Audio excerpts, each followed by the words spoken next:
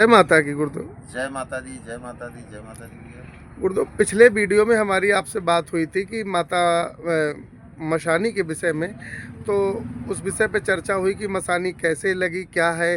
तो आज हम आपसे जानना चाहेंगे कि मशानी का जो कैसे हटाएं, उसका क्या उपाय है। उस दिन उपाय नहीं जान पाए थे, जल्दबाजी थी थोड़ी।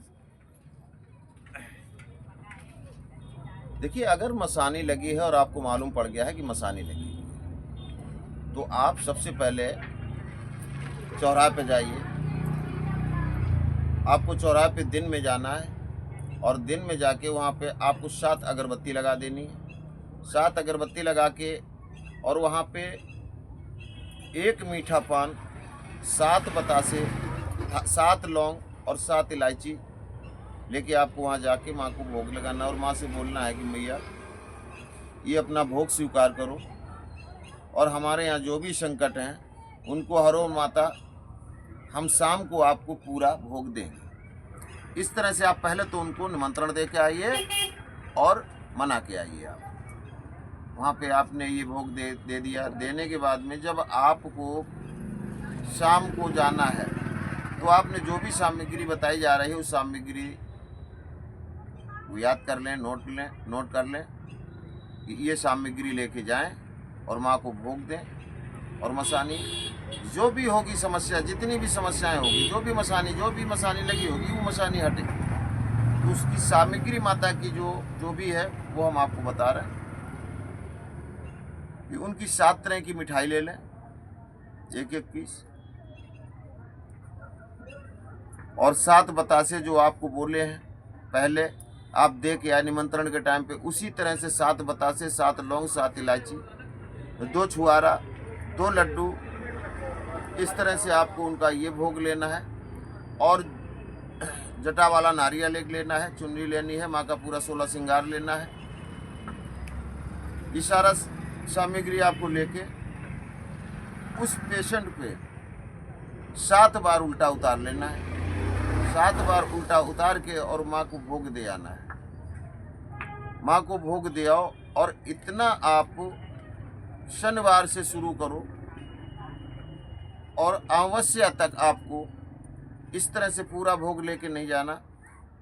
फिर आपको करना क्या है, शनिवार को और अमावस्या में मीठी खीर बना लेनी है। आपको मीठी खीर बना लेनी है और वो खीर माँ को भेंट करनी है।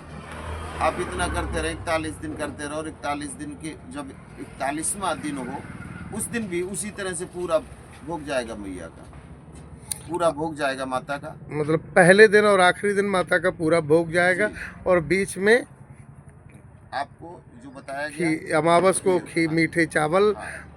और भी कुछ है गुरुदेव? नहीं, मीठे चावल की खीर बना लें आप। मीठे चावल की खीर माँ को दे आए। 1 गिलास में गुड़ का शरबत बना लें, गुड़ का शरबत ले जाए और गुड़ के शरबत का इस तरह से आप घेरा लगा दें। किस तरीके से? इस तरह से गुड़ का शरबत आपने 1 गिलास में पात्र में ले लिया, किसी भी पात्र में ले लिया आपने, और उसको जो इस तरह से गोल गोल घेरा बना दें और उसी में वो भोग धरा जाएगा। अच्छा। बचा हुआ शरबत आप उसी गिलास में भरा हुआ वहाँ रख दें।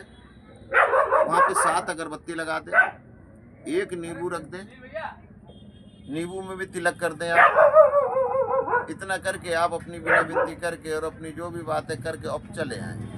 आपको चले आके घर पे क्या करना है, उसी मरीज के पास बैठ के, अगर मरीज इस लायक नहीं है कि मंत्र का जाप कर सके तो आप खुद स्वयं कर सकते हैं। आप गार्जियन से उनके घर के खुद कर सकते हैं। उस मरीज के पास बैठ के 7 अगरबत्ती लगा लें, 1 नीम की पत्ती वाली थोड़ी डंडी काट के उस मरीज के पास रख लें और बैठ के 1 माला बैठ के आप माता शीतला के मंत्र का जाप कर लें। वो छोटा सा बीज मंत्र है, शीतलाय नमः, ओम शीतलाय नमः, ओम शीतलाय नमः। बस इतना करते रहें। इतना छोटा सा मंत्र है और उसके पास बैठ के 108 बार जाप कर लेंगे और 41 दिन नहीं लगेंगे, मरीज 1 बार आपका चलने लगा। लेकिन करें आप जो तो निष्ठा भाव से। अच्छा, ये नहीं है कि गुरुजी ने बताया तो मतलब मान आपने- लीजिए अब स्वयं नहीं कर पा रहा तो वो व्यक्ति आपके पास आके अपनी समस्या का अगर निदान लेता है तो क्या आप अब उसको समस्या का समाधान देंगे? देखिए, अगर हमारे यहाँ आके दरबार में माता की शरण में आया है वो, तो वो यहाँ उसकी एक दूसरी विधि होगी, उसको हटाने की यहाँ पे एक दूसरी विधि होगी। उसका भोग चौराहे पे पहले ही दिन दिया जाएगा। इसके बाद में उनको कोई भोग देना नहीं होता, बस क्या है, उनको माता की शरण में जाके भजन करना है, माता का एक मंत्र का जाप करना होता है और कुछ छोटी विधियाँ बताई होती हैं। तो वो विधियों को फॉलो करेंगे, जब माता की शरण में रहेंगे तभी उनकी कृपा होगी। यहाँ तो एक ही दिन में हटेगी। और उन लोग को अगर ये जो उपाय बताया है, अगर यहाँ नहीं आ पा रहे तो इस उपाय को करें। चलिए गुरुदेव, जय माता की। आप जय आपका इतना टाइम लिया उसके लिए कोई बात नहीं, जय माता माता रानी की।